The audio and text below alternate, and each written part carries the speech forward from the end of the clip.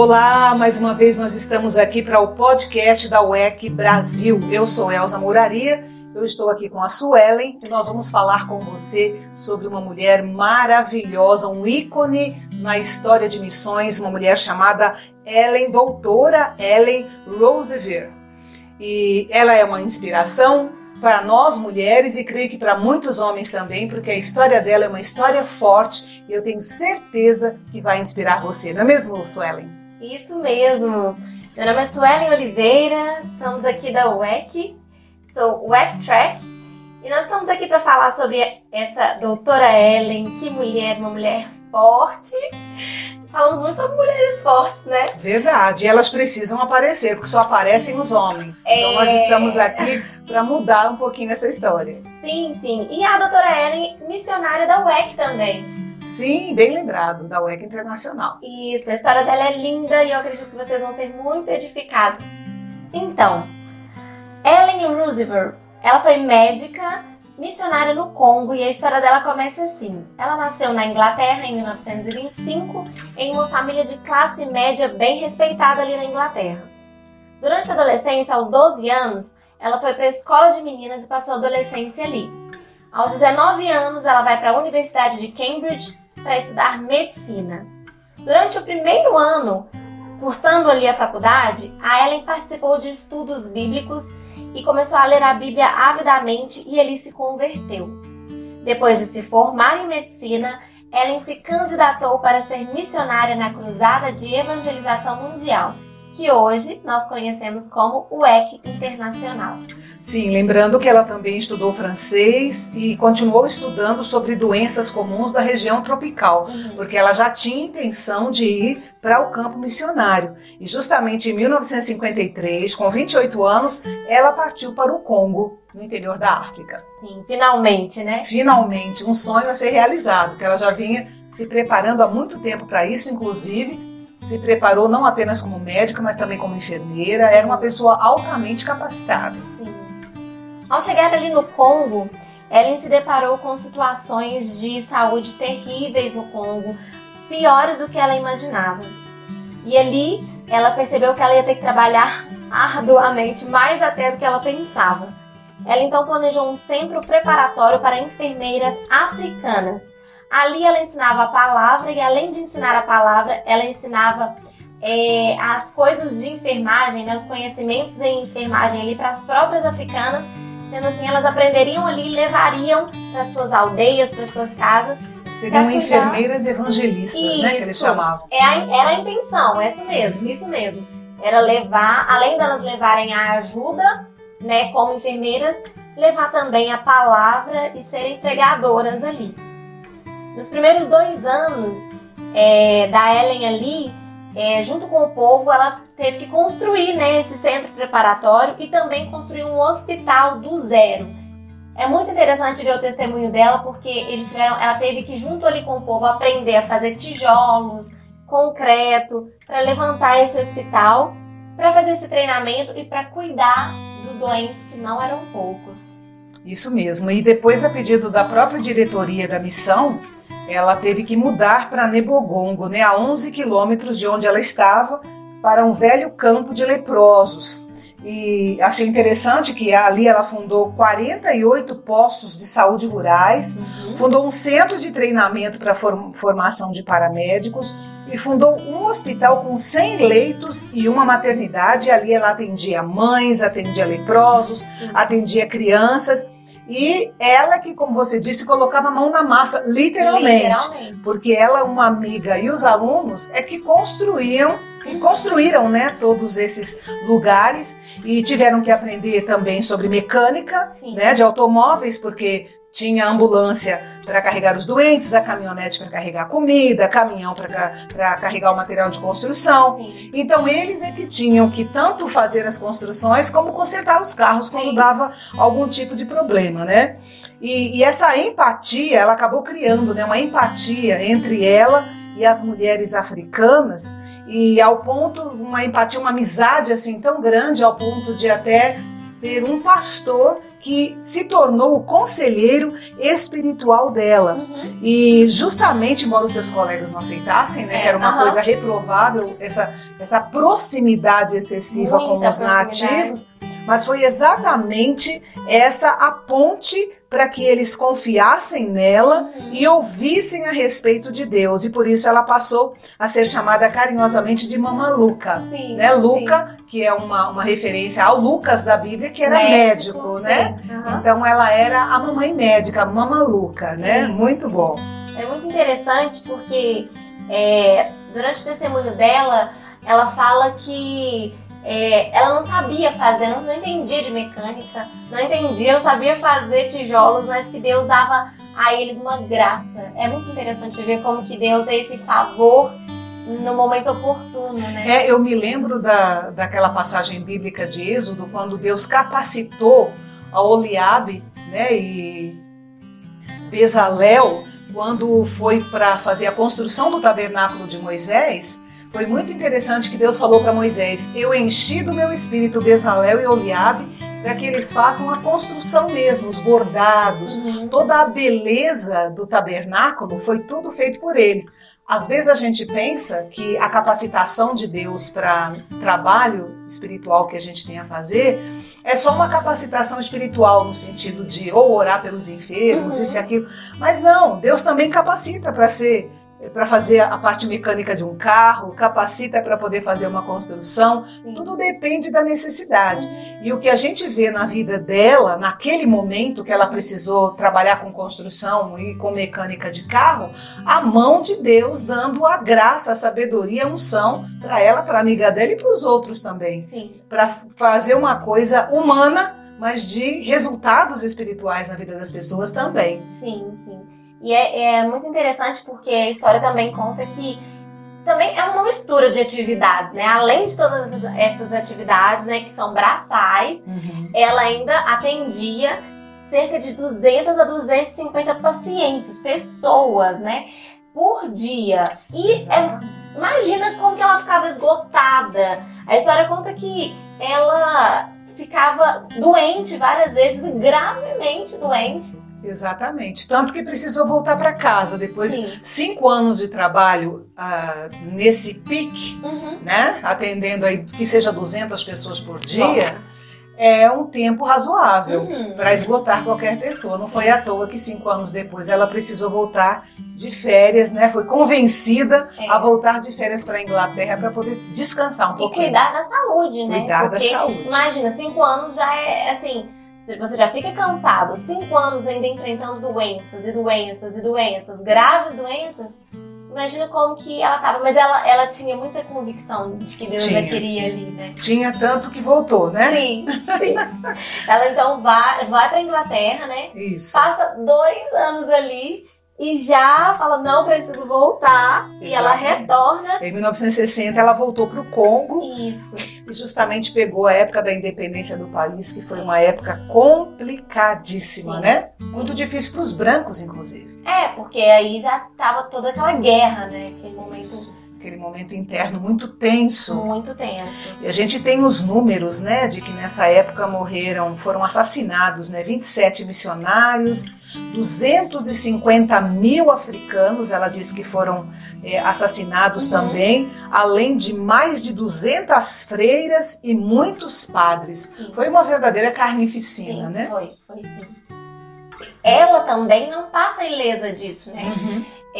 Existe um episódio em que eles entraram para roubar e também queriam envenená-la e acabou que quem foi envenenado foi o cachorrinho dela, tadinho. Acabou morrendo. Acabou morrendo no lugar dela e foi um livramento para ela ali. Tempos mais tarde, né, também teve o episódio do estupro, que ela é estuprada 2 vezes, que é muito triste, mas mesmo dentro desse episódio ela tem uma experiência incrível com Deus, onde ela ouve ali enquanto ela tá, Senhor, o Senhor me abandonou. Ela tem uma experiência incrível, marcante com Deus, em que ele fala realmente o coração dela e mostra pra ela que ele estava ali com ela naquele momento, que eu acredito que trouxe paz ao coração dela e ajudou a passar. A superar. A superar aquele momento terrível, né, pra qualquer mulher. É um momento terrível. Eles ficaram ali, segundo ela, 5 pavorosos meses. Palavras dela, né? 5 pavorosos meses. Mas eu até acredito que eles não chegaram lá com essa intenção, porque a princípio eles tomaram o posto no sentido de que ela, como médica, pudesse medicar e cuidar dos feridos deles. Sim. Né?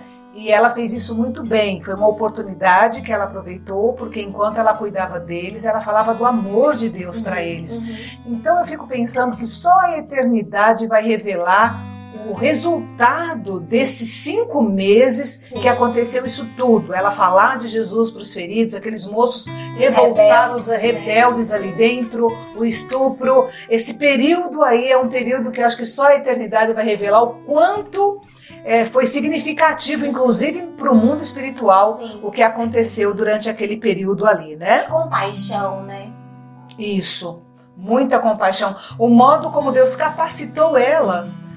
Claro que a gente fala isso, parece até uma forma meio romantizada. Isso aí, vivido no dia a dia, é terrível. É diferente. Mas Deus capacitou ela para passar por aquele período e superar os traumas, superar tudo aquilo que foi a parte negativa, sendo que ela não deixou de lado o principal objetivo dela, que era falar de Jesus. Sim. Então, e ela teve a oportunidade de voltar, né? Muitas famílias missionárias durante aquele período, não quando ela estava presa, mas antes de ser presa, voltaram, né, para os seus países de origem, e ela não quis. Ela, junto com outros missionários, ela não quis. Ela tinha convicção que era para ela estar ali mesmo. Exatamente. E ela permaneceu ali. Isso. Aí ela foi resgatada, né, em 1965, ela foi resgatada pelo Exército Nacional, e aí ela voltou para a Inglaterra, né? Porque ela precisava até realmente tratar. Foram 5 meses muito tensos que ela passou, com consequências muito drásticas para ela, e ela precisava então de um tratamento. Mas para ela foi um misto de alegria e de tristeza. Alegria porque ela podia se tratar, podia descansar um pouco, e tristeza porque ela sabia o que ela estava deixando para trás, que ela não tinha terminado o trabalho que Deus havia colocado na mão dela. Essa é a loucura de ser missionário, né? É a pessoa saber que ali reside o perigo, ali pode residir a morte, mas ela tem tamanha convicção do que Deus tem para a vida dela, que ela não se conforma e não se sente realizada enquanto ela não faz tudo aquilo para o qual o Senhor a chamou. Sim, eu acho muito interessante quando ela fala que a entrevistadora que fez, né, a entrevista com ela antes dela morrer, pergunta pra ela assim: quanto tempo você demorou pra poder se reerguer de tudo que você passou? Aí ela falou: olha, uns 3 meses pra conseguir colocar a cabeça no lugar, né?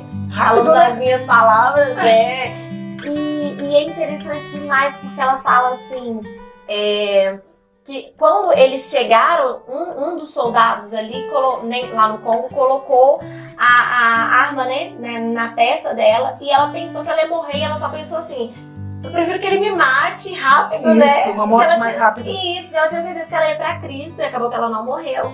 E quando ela está ali se recuperando na Inglaterra, durante esse tempo, a mãe dela e a mãe de um rapaz americano oravam, né, juntas para que Deus protegesse e guardasse os dois. E o rapaz foi morto. E ali perguntavam para ela por quê? Por que Deus fez isso? Por que Deus permitiu que você vivesse e permitisse que o rapaz morresse? E é muito interessante que ela responde. Ela fala: o rapaz morreu e ele tá no lucro porque ele foi para Cristo. E eu ainda tô aqui sofrendo, vivendo a dificuldade de ter que me reerguer diante disso tudo. É uma loucura, né? Você pensa. Loucura. Realmente tomar as coisas que são loucas para confundir as sábias. Assim, ela tinha certeza de que o rapaz estava muito melhor do que ela. Mas a gente que é cristão tem essa visão mesmo, né? Às vezes a gente lamenta a morte de uma pessoa querida, mas se a gente for pensar mesmo, a pessoa acabou a carreira, ela está nos braços do Pai, não está sofrendo mais, e nós estamos aqui. Então, às vezes eu brinco, né? Eu digo assim: fulano já está com o Senhor. Eu ainda estou aqui, tem que me cuidar, porque eu estou em pé e ainda corro o risco de cair. Sim. Ele já está guardado para sempre na eternidade junto com o Senhor. Mas essa é a realidade. A resposta dela foi extremamente sábia. Ele já terminou a carreira, ele está nos braços do Senhor e ela ainda estava lutando, né, sobre isso. E o interessante é que eu acho que ela se recuperou muito rápido, né? Porque no ano seguinte ela já voltou para o Congo, porque o pessoal começou a escrever para ela, né, dizendo que a situação no Congo estava melhor, os amigos enviavam cartas, e isso foi fazendo com que renascesse no coração dela o desejo de voltar para o Congo. Obviamente a missão não queria, ninguém queria que ela voltasse depois do episódio lá do estupro, mas ela sabia que o que Deus tinha para ela ainda não tinha encerrado. Então ela precisava voltar, e ela disse: se vocês não deixarem eu voltar, se não for por vocês, eu vou por minha conta, mas eu preciso terminar. O povo precisa de mim. E ela volta para o mesmo lugar. Que mulher é aparentemente uma loucura, mas ela tinha convicção. É interessante que quando ela chega lá, ela percebe que muita coisa mudou, né? Que as pessoas mudaram, assim, a forma de pensar depois de uma independência. E principalmente os jovens já não tinham mais aquele... já não honravam mais todo aquele trabalho que foi feito como antes. Eles tinham toda aquela questão com ela de realmente estar se entregando. As pessoas já não tinham mais aquele mesmo pensamento, mas ainda assim ela permaneceu ali por 7 anos. Exatamente. Trabalhando. Quase 20 anos de trabalho no total, né? Continuou construindo, continuou servindo, treinando, fazendo tudo aquilo que ela deveria fazer, ainda que não estivesse no mesmo contexto de antes, né? De realmente as pessoas terem o coração aberto.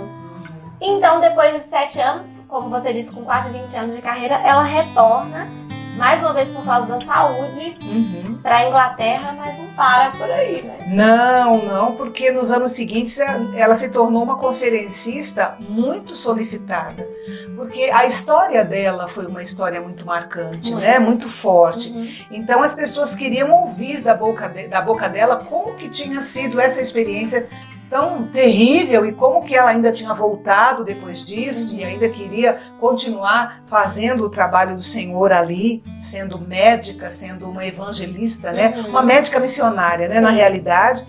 E ela deixou ali muitos discípulos, ou muitas discípulas, enfermeiras evangelistas e muitos paramédicos evangelistas, tudo fruto de quase 20 anos de trabalhos, treinamentos que ela fez. Então, foi um trabalho de fato muito relevante. Então, ela passou a viajar ao redor do mundo, mobilizando jovens para que cumprissem a grande comissão, para que se entregassem ao Senhor, escrevendo livros.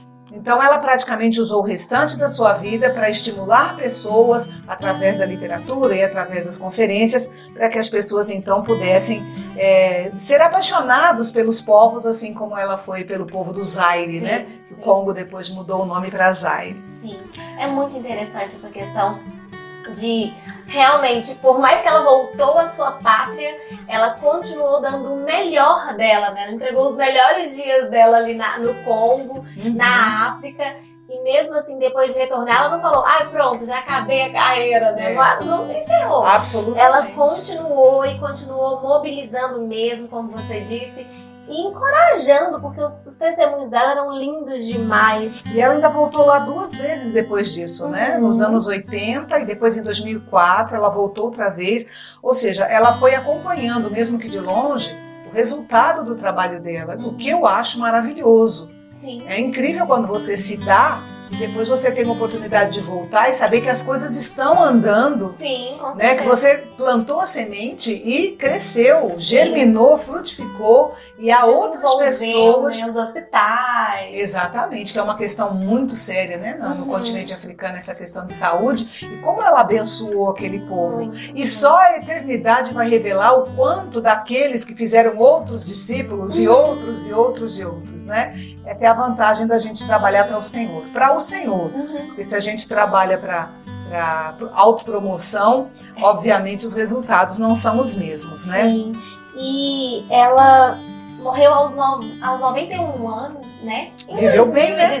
Viveu muito. Em 2016 2016, não Faz tem tanto pouco tempo, tempo. né? Mais 4 anos. interessante, até sobre isso que você falou, sobre a questão de trabalhar para sua autopromoção.